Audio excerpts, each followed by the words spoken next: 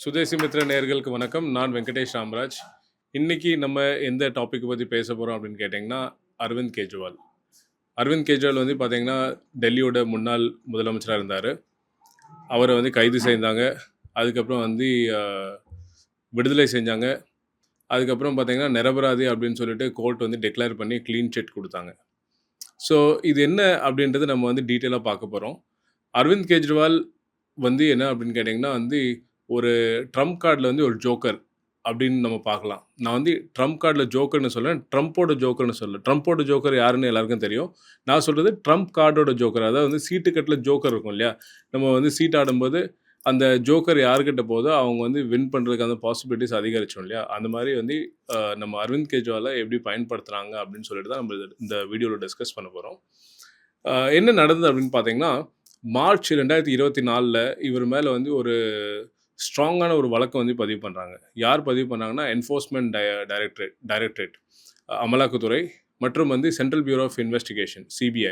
ரெண்டுமே பார்த்தீங்கன்னா வந்து ஒரு ஸ்ட்ராங்கான வழக்கு பதிவு பண்ணுறாங்க. ஒன்று வந்து பண சலவை வழக்கு. இன்னொன்று வந்து பார்த்தீங்கன்னா வந்து லிக்கர் கேட் ஸ்கேம்.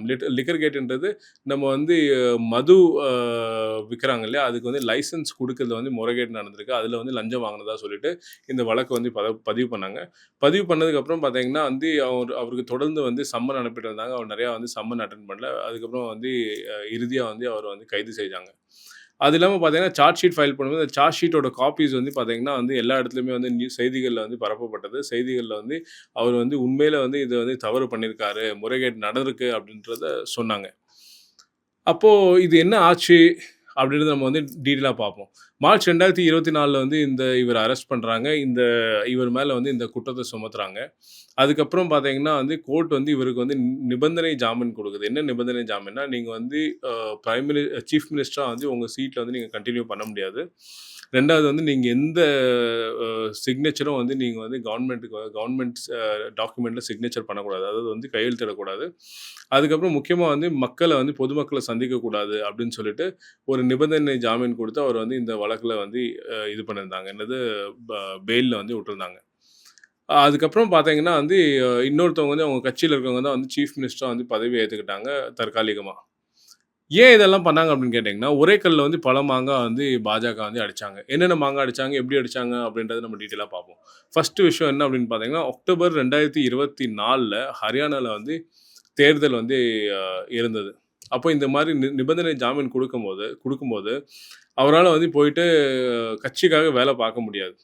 இங்க என்ன அப்படின்னு பார்த்தீங்கன்னா, ஹரியானால வந்து ஏற்கனவே வந்து மனோகர் லால் கட்டர் அப்படின்னு சொல்லிட்டு அவரோட தலைமையில வந்து பார்த்தீங்கன்னா, இவங்க ஆட்சி வந்து ஏற்கனவே வந்து ஆண்டுட்டு இருந்தாங்க. எங்க? ஹரியானால ஆண்டுட்டு இருந்தாங்க.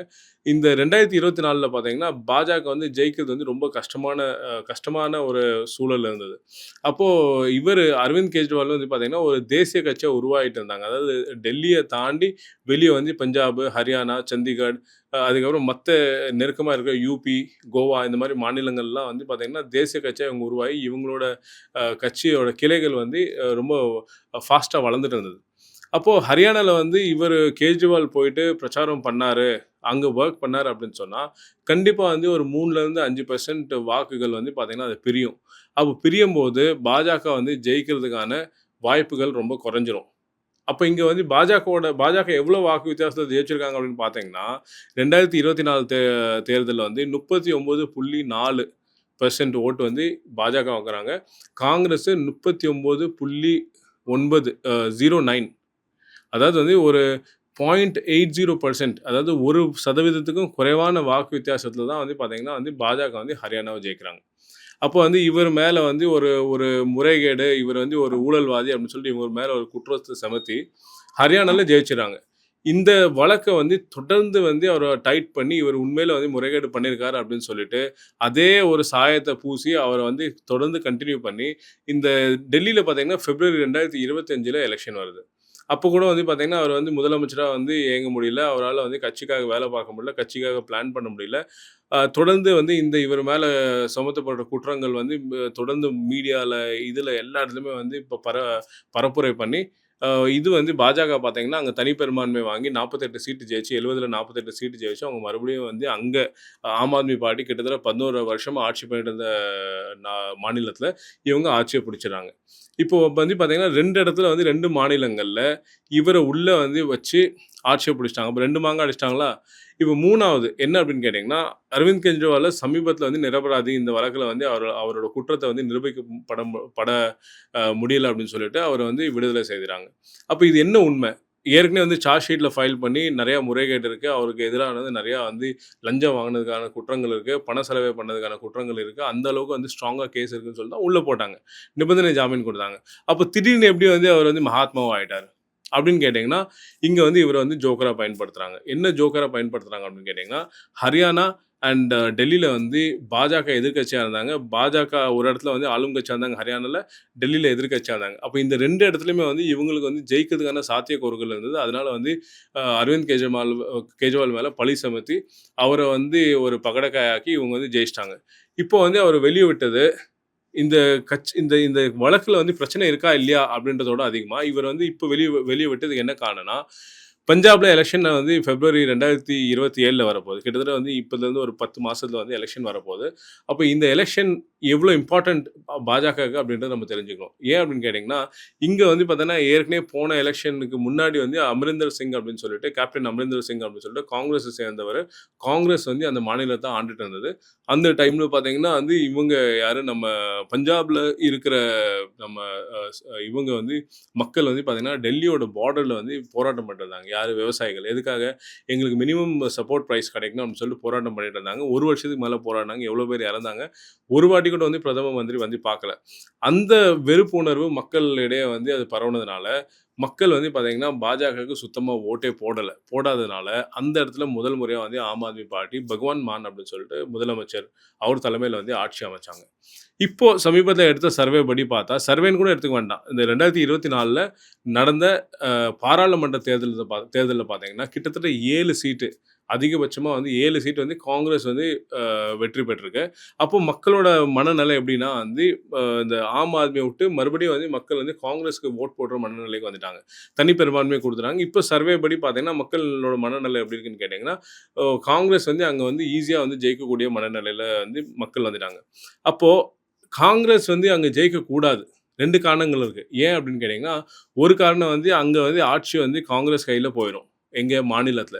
2வது முக்கியமான விஷயம் என்ன அப்படின்னு கேட்டீங்கன்னா, அங்க வந்து பஞ்சாப்ல மட்டும் 7 ராஜ்யசபா சீட் இருக்கு. 7 ராஜ்யசபா சீட் வந்து பார்த்தீங்கன்னா, இந்த 7க்கு 7 சீட்டும் வந்து பார்த்தீங்கன்னா, 2028ல அது வந்து இதாகுது, காலாவதி ஆகுது. அப்போ 28ல வந்து புது ராஜ்யசபா எம்பிஸ் வந்து வருவாங்க. இப்போ இங்க என்ன அப்படின்னு கேட்டீங்கன்னா, இவங்க வந்து ஒண்ணு இந்த ராஜ்யசபா சீட் வந்து பாஜகவுக்கு போணும்னு நெனைக்கிறாங்க. அப்படி இல்லன்னா அரவிந்த் கெஜ்ரிவாலுக்கு போணும். காங்கிரஸ்க்கு வந்து இந்த ராஜ்யசபா சீட்டு கண்டிப்பா போகவே கூடாது. ஏன் அப்படின்னு கேட்டீங்கன்னா, இதுல தான் வந்து ஒரு பெரிய சீக்ரெட் அடங்கியிருக்கு. என்ன சீக்ரெட் அப்படின்னு கேட்டீங்கன்னா, இப்போ சமீபத்தில வந்து அப்பர் ஹவுஸ் அதாவது ராஜ்யசபான்னு சொல்றோம் இல்லையா? அதுல வந்து 245 சீட்டுன்றது இந்த ராஜ்யசபாவோட ஸ்ட்ரென்த். அதுல வந்து பார்த்தீங்கன்னா, என்டிஏ அலையன்ஸ் அதாவது வந்து பாஜகவோட அலையன்ஸ் கூட்டணிகள் பார்த்தீங்கன்னா, 134 ராஜ்யசபா மெம்பர்ஸ் இருக்காங்க. 103 மெம்பர்ஸ் பாஜக, கூட்டணி வந்து மீதி மெம்பர்ஸ் எல்லாம் சேர்த்து வந்து 134 மெம்பர்ஸ் வந்து என்டிஏ கூட்டணியில இருக்காங்க. காங்கிரஸ் கூட்டணி அதாவது வந்து நம்ம இந்தியா அலையன்ஸ் இருக்கு இல்லையா? அதுல வந்து பார்த்தீங்கன்னா, 79 மெம்பர்ஸ் இருக்காங்க ராஜ்யசபால உறுப்பினர்கள்.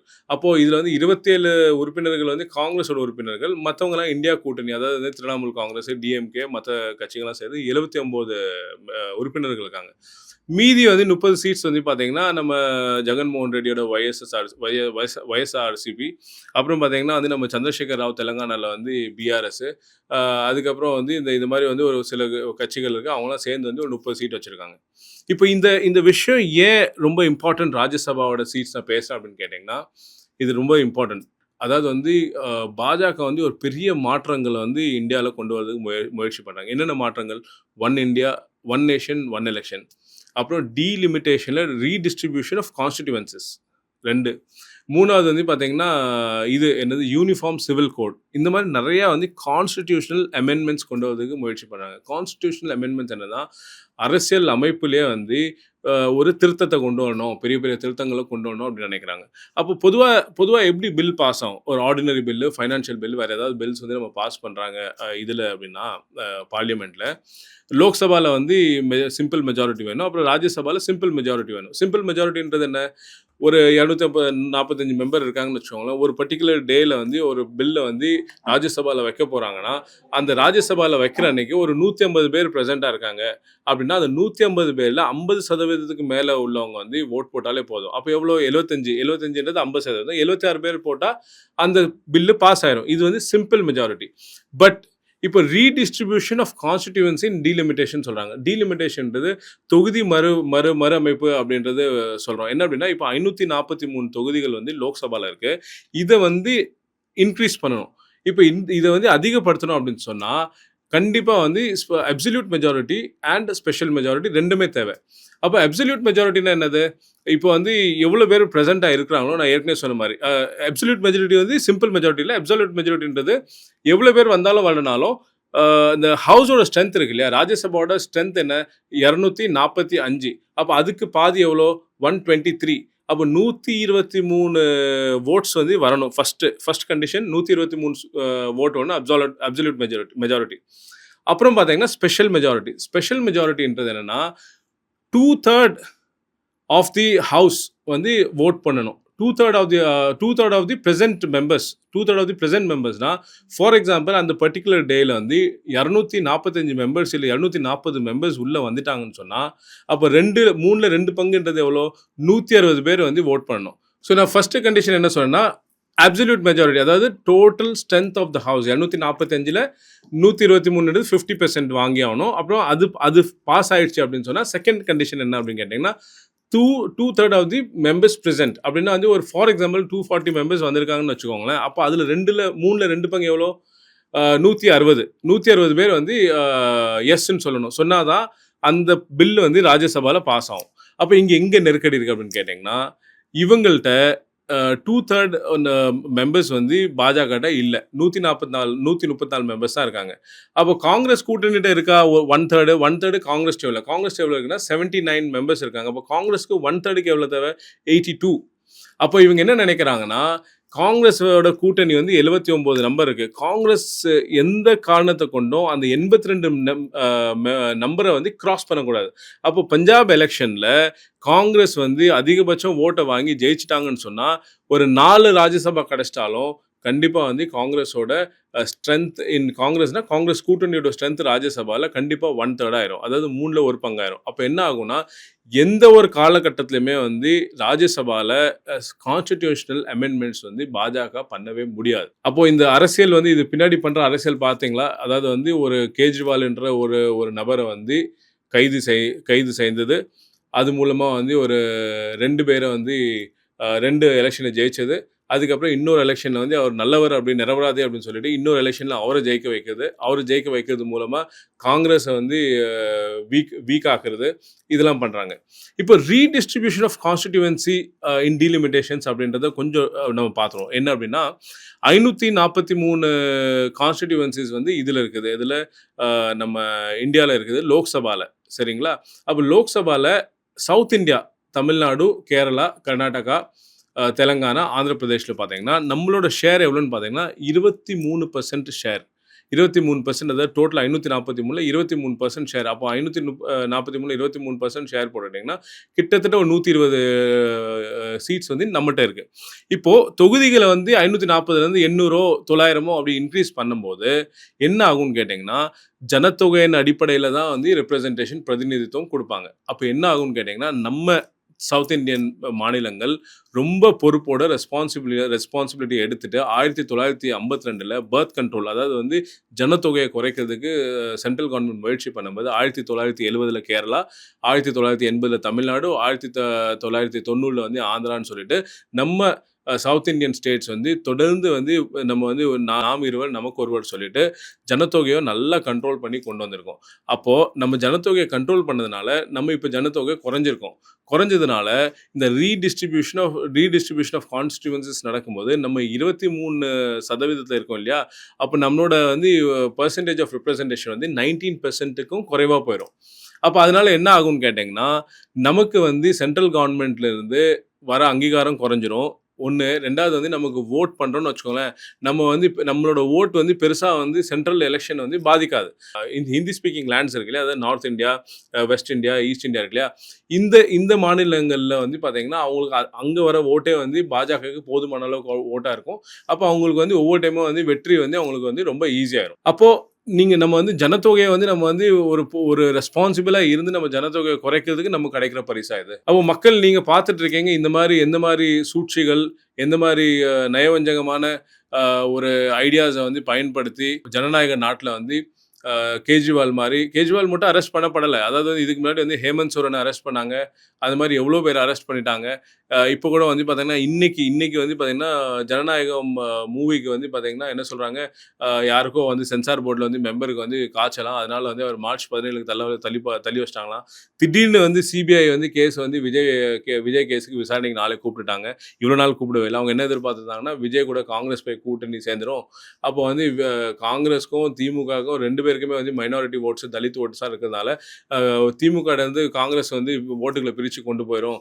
அதே மாரி முதல் முறை வாக்காளர்கள் வந்து விஜய்க்கு ஓட் போட்டாங்கன்னா, டிஎம்கே வீக் ஆயிரும். காங்கிரஸ் விஜய் கூட்டணியும் வந்து சீட்ஸ் ஜெயிக்காது. அப்ப இது எல்லாமே வந்து எப்படின்னா வந்து பாஜகவுக்கு சாதகமா ஈஸியா முடிஞ்சிரும். அந்த கூட்டணிக்கு என்டிஏ கூட்டணிக்கு சாதகமா ஆயிரும் அப்படின்னு நெனச்சாங்க. இதெல்லாம் நடக்கல அப்படின்றதுனால, இப்போ இம்மீடியட்டா என்ன பண்றாங்க, பவன் கல்யாண் நம்ம ஆந்திர பிரதேஷோட டெப்யூட்டி சீஃப் மினிஸ்டர் துணை முதலமைச்சர நடிகர வந்து அவர் அனுப்பி விஜய் கூட பேசி எப்படியாவது வந்து இந்த இது பண்ணுங்க, அவர உள்ள கொண்டு வாங்க என்டிஏக்குள்ள அப்படின்றாங்க. ஒரு பக்கம் இவர வந்து பேச்சுவார்த்தைக்கு அனுப்புறாங்க. இன்னொரு பக்கம் அவர வந்து அங்க பிளாக்மெயில் பண்ணி நெருக்கடி குடுக்குறாங்க. அப்போ மக்களாகிய நீங்க இதெல்லாம் பார்த்துட்டு இருக்கீங்க. பாஜக அரசு வந்து எப்படிலாம் வந்து பிளாக்மெயில் பண்ணி அதாவது வந்து 42% மேல வந்து எம்எல்ஏஸ், எம்பிஸ் வந்து பாஜகல இன்னைக்கு இருக்கிறவங்க எல்லாமே வந்து காங்கிரஸ்ல இருந்து போனவங்க தான். எந்த அளவுக்கு அவங்கள பிளாக்மெயில் பண்ணியிருப்பாங்க, எந்த மாரி சூழ்ச்சியெல்லாம் பயன்படுத்தி உங்கள வந்து யூஸ் பண்ணியிருப்பாங்கன்னு பாருங்க. வர இருக்க எலெக்ஷன்ல தான் வந்து நம்ம வந்து இத பேசின விஷயங்கள்லாம் வந்து அதே டைரக்ஷன்ல போகுதா இல்லையான்னு நம்ம பார்க்க முடியும். இந்த காணொளிய பார்த்துட்டு இருக்க நேயர்கள் உங்களோட மேலான கருத்துக்கள வந்து பதிவு பண்ணுங்க. இந்த காணொளி பிடிச்சிருந்தா கண்டிப்பா லைக் பண்ணுங்க. ரொம்ப நன்றி.